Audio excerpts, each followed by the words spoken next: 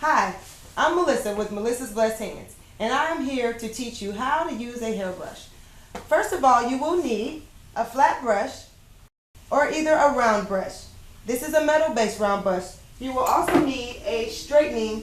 I recommend using this to help protect the hair while you're brushing, and you want to make sure that you apply this small amount from roots to ends.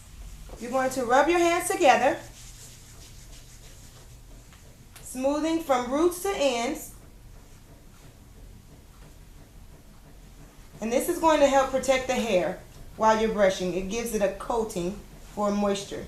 You want to start off with the brush for smoothing, because this will help to detangle the hair. If there's any tangles, it'll also help to smooth and straighten the hair. I'm going to start towards the front, and I'm going to brush towards the back. The way you brush really depends on your desired style. I'm brushing from roots to hair ends.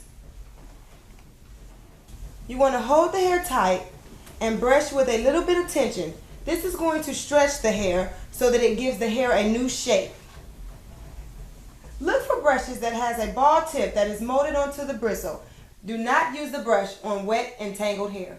I am Melissa Wilson, and I've just given you tips on how to brush hair.